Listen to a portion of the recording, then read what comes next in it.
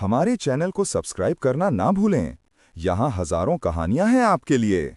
Summer के बार बार इस तरह से बीच में बोलने पर राजा ने गुस्से से उसकी तरफ देखते हुए कहा, वसुंधरा, आपकी छोटी बहन है और इस राज्य की वजह से ही आप आज राजकुमार कहलाते हैं। समर, ये बात मत भूलिए। और आपके लिए भी राज्य सबसे ज्यादा आवश्यक होना चाहिए, उससे अधिक कुछ भी नहीं। अपने पिता को गुस्से में देखकर समर बहुत ही सहूलियत से बोला, हमारे लिए भी राज्य सबसे ऊपर आता है पिताश्री, लेकिन आप हमें कभी इन चीजों में भागीदार ही नहीं बनाते। आप अभी भी हमें छोटे बच्चे और अपने पुत्र की तरह व्यवहार करते हैं। आपने हमें कभी राज्य का राजकुमार बनने का अवसर ही नहीं दिया। समर की ये बात सुनकर राजा थोड़ी सोच में पड़ गया और उन्होंने एक नजर रखकर समर की तरफ देखा और कहा, अच्छा, तो तुम्हें एक अवसर चाहिए। समर ने बहुत ही मजबूती से जवाब दिया, हाँ बिल्कुल, अगर हमारी काबिलियत इसी तरह से पता चलेगी तो हम भी ये सिद्ध करना चाहते हैं। उसके मजबूत इरादे देखकर राजा ने भी अपना फैसला सुनाते हुए कहा, ठीक है फिर, हमारी सेना का नेतृत्व इस बार तुम करोगे और सिद्ध करो अपनी शक्ति, अपना हुनर, अपनी काबिलियत, जो कुछ भी तुम सिद्ध करना चाहते हो, तुम्हारे पास ये एक मौका होगा। मंत्री ने बीच में सलाह देते हुए कहा, नहीं महाराज, आप ये क्या कह रहे हैं? युवराज अभी बहुत छोटे हैं और मुझे नहीं लगता उन्हें युद्ध नीति के बारे में कुछ भी पता होगा। उन्हें इस बारे में कोई भी अनुभव नहीं है, क्योंकि पिछले 20 सालों से हमारे राज्य पर इस तरह का कोई भी आक्रमण नहीं हुआ है। मंत्री की बात पर राजा ने तर्क देते हुए कहा, हर योद्धा अपने जीवन में किसी न किसी खतरे का सामना पहली बार ही करता है और सारी चीज बात कर नहीं आती, इसलिए हम तैयार हैं पिताश्री। राजा ने बेटे के कंधे पर हाथ रखकर उसे शाबाशी देते हुए कहा, ये हुई ना युवराज और भावी राजा वाली बात, हमें तुमसे यही उम्मीद थी पुत्र। चलो सब तैयारी करो। ये तय रहा, सेनापति, सेना नायक और बाकी के सैनिकों के साथ मिलकर तुम एक रणनीति तैयार करोगे और हमला चाहे जब भी हो, हमें पहले से इसके लिए तैयार रहना है। समर ने झुककर अपने पिता को प्रणाम किया। ठीक है, मैं समझ गया पिताजी, आज्ञा दीजिए। इतना बोलकर युवराज वहां से चला गया और उसके बाद भी राजा भी वहां से अपने कक्ष में गए। रानी को भी अब तक इस बारे में पता चल चुका था। रानी ने वहां पर राजा आते ही पूछा, आपने समर को युद्ध का नेतृत्व करने की आज्ञा दी है? क्यों महाराज, वो आपका पुत्र है, आप उसके साथ ऐसा कैसे कर सकते हैं? राजा ने बहुत ही शांत रहते हुए कहा, रानी, हम भी उसके पिता हैं, उसके शत्रु नहीं, और अगर उसे एक अच्छा योद्धा और एक भावी राजा बनना है तो इस सब से तो होकर गुजरना ही होगा। राजा ने रानी को समझा दिया तो फिर रानी भी कहीं ना कहीं कुछ नहीं बोली, क्योंकि वो ये बात तो जानती है, एक ना एक दिन तो उनके पुत्र के जीवन में ये आने ही वाला था, तो उसकी शुरुआत बस अभी से हो गई है।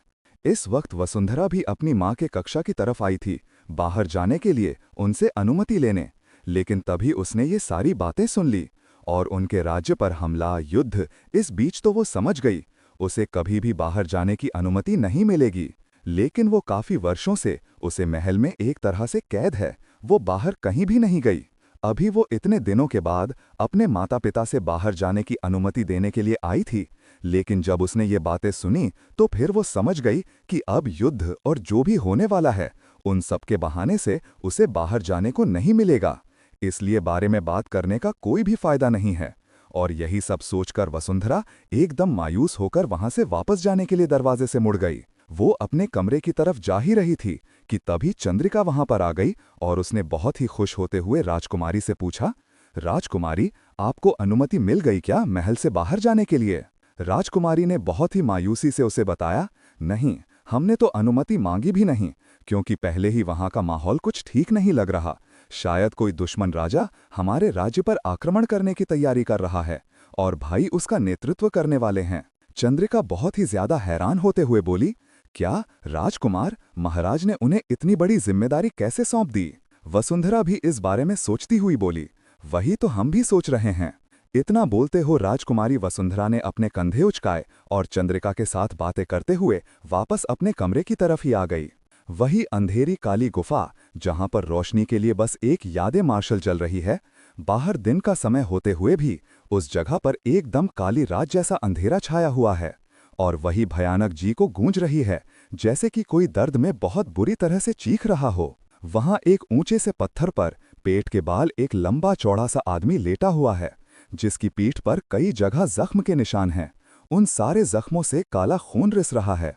और वही उसके शरीर के पास वही कुबड़ा आदमी हाथ में एक बड़ा सा प्याला लेकर खड़ा हुआ है, और उसमें से कुछ बूंदें उसकी पीठ के जख्मों पर गिर रहा है। कितनी बार मना किया है मैंने तुमसे, फिर भी तुम क्यों जाते हो? वो शक्ति बंधन बहुत ही मजबूत है। अगर उसे पार करने की कोशिश करोगे तो इस तरह तुम्हें ही चोट लगती रहेगी। उसे आदमी ने गुस्से से कसकर अपनी आंखें बंद करते हुए चिल्लाया, भानु, मुंह बंद करो अपना और इलाज करो इन सारे जख्मों का। सुबह तक ये सब ठीक हो जाना चाहिए, नहीं तो तुम्हारे जिस्म पर मैं कितने जख्म दूंगा कि तुम भी सोच नहीं पाओगे। उसकी जलती हुई लाल आंखों में वो दर्द की साफ नजर आ रहा है, जिससे वो कम से बर्दाश्त करने की कोशिश कर रहा है। और उसके आंखों का वो नारंगी रंग इस वक्त और भी ज्यादा आग की तरह जलता हुआ नजर आ रहा है। कहानी जारी है। हमारे चैनल को सब्सक्राइब करना न भूलें, यहाँ हजारों कहानियां हैं आपके लिए।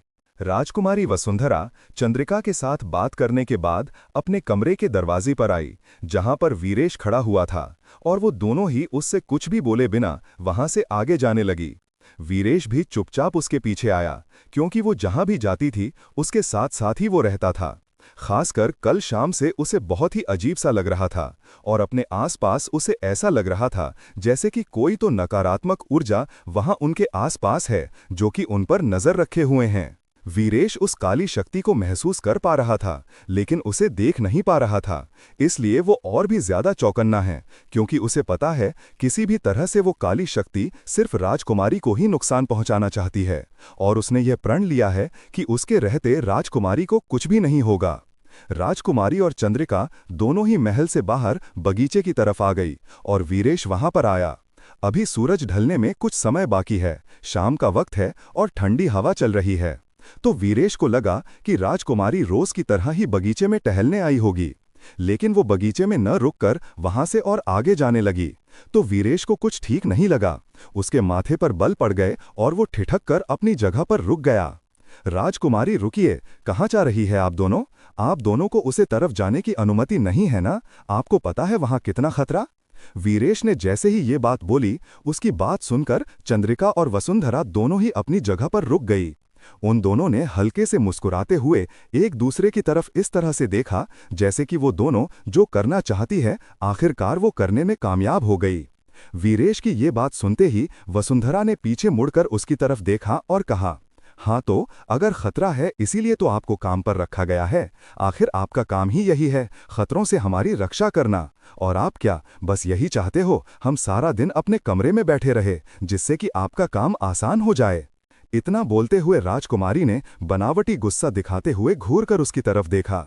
वीरेश उसकी बात सुनकर समझ नहीं पाया कि राजकुमारी अचानक से ये सारी बातें क्यों बोल रही है। वीरेश ने उलझन से पूछा, क्या हुआ है राजकुमारी, आप इस तरह से बातें क्यों कर रही हैं? वसुंधरा ने एकदम गंभीर चेहरे के साथ उसकी तरफ देखते हुए जवाब दिया, हमें अभी महल के बाहर घूमने जाना है और हमने पिताजी और रानी माँ दोनों से अनुमति ले ली है, इसलिए आप भी हमारे साथ चलेंगे। हमारी रक्षा के लिए उन्होंने आपको साथ में ले जाने के लिए बोल दिया है। वसुंधरा की बात सुनकर वीरेश और भी ज्यादा परेशान हो गया। ऐसे कैसे? आपको महल से बाहर जाने की अनुमति मिल गई राजकुमारी? जहां तक हमें पता है आप महल से बाहर नहीं जा सकते, क्योंकि बाहर जाने पर आप पर खतरा और भी ज्यादा। वसुंधरा ने घूरकर उसकी तरफ देखते हुए थोड़े गुस्से से कहा, अच्छा तो क्या आपको हमारी बात पर विश्वास नहीं है? आपको लगता है कि हम झूठ बोल रहे हैं? राजकुमारी को गुस्से में देखकर वीरेश ने तुरंत ही कहा, नहीं ऐसा नहीं है, लेकिन जिस दिन महाराज ने हमें आपकी सेवा के लिए नियुक्त किया था उसे दिन ही हमें बताया था कि किसी भी कीमत पर हम आपको महल से बाहर न जाने दें, तो फिर आज कैसे? अपने दोनों हाथ बांधते हुए राजकुमारी ने कहा, एक तरह से समझ लीजिए ये आपकी काबिलियत और शक्तियों की परीक्षा है, और इसके लिए हम यहाँ से बाहर जाएंगे क्योंकि आप हमारे साथ रहेंगे, और यह आपकी जिम्मेदारी है पूरी तरह से हमारी रक्षा करना। वीरेश ने बहुत ही मजबूती से कहा, मैं आपकी हर जगह हर कदम पर रक्षा करूंगा राजकुमारी, और हमारे रहते आपको कुछ नहीं हो सकता, लेकिन महल से बाहर जाने की अनुमति?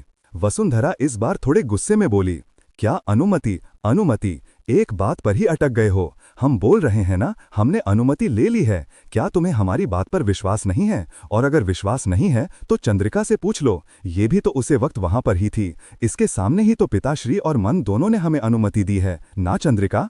राजकुमारी ने जैसे ही चंद्रिका की तरफ देखते हुए ये बात कही, चंद्रिका जल्दी से हाँ में अपना सिर हिलाते हुए बोली, हाँ हाँ राजकुमारी जी, बिल्कुल सही कह रही हैं, अनुमति मिल गई है हमें। इसलिए चलिए, आप यहाँ पर रहकर ज्यादा बहाने मत बनाइए, क्योंकि महल में तो वैसे भी कोई खतरा नहीं है और यहाँ पर आपका काम भी आसान है, इसीलिए आप ऐसे बहाने बना रहे हो। उन दोनों के इस तरह से गुस्सा करने पर वीरेश बिस तरह अपना सिर झुकाए हुए बोला, मैं कोई बहाने नहीं बना रहा हूं, लेकिन हमें एक बार। उसकी बात काटते हुए चंद्रिका बीच में बोल पड़ी, ठीक है, आप यहां पर ही खड़े रहकर इस बारे में सोचते रहिए। राजकुमारी, चलिए हम बाकी सैनिकों के साथ यहां से चलते हैं, वो सब भी हमारी रक्षा करने में समर्थ होंगे, हमें इनकी आवश्यकता नहीं है। इतना बोलते हुए चंद्रिका ने मुस्कुराते हुए राजकुमारी की बांह पकड़ ली। राजकुमारी वसुंधरा भी उसकी तरफ देखकर हल्का सा मुस्कुराई और वो दोनों ही वहां से बाहर निकलने वाले दरवाजे की तरफ बढ़ गई। उन दोनों को ऐसे अकेले ही दरवाजे से बाहर जाता देख वीरेश जल्दी से भागकर उन दोनों के पीछे आया और बोला, नहीं, मैं ऐसा कुछ भी नहीं सोच रहा, चलिए मैं भी आपके साथ ही चलूंगा, अगर महाराज ने आपका अनुमति दे दी है तो। ये बहुत बोलते हुए उसने बहुत ही शक भरी नजरों से उन दोनों को देखा और वो दोनों, जो कि कुछ समय पहले तक मुस्कुरा रही थी, अभी उन दोनों ने एकदम ही गंभीर चेहरा बना लिया और वो तीनों एक साथ ही वहां महल के दरवाजे से बाहर निकल गए। कहानी जारी रहेगी।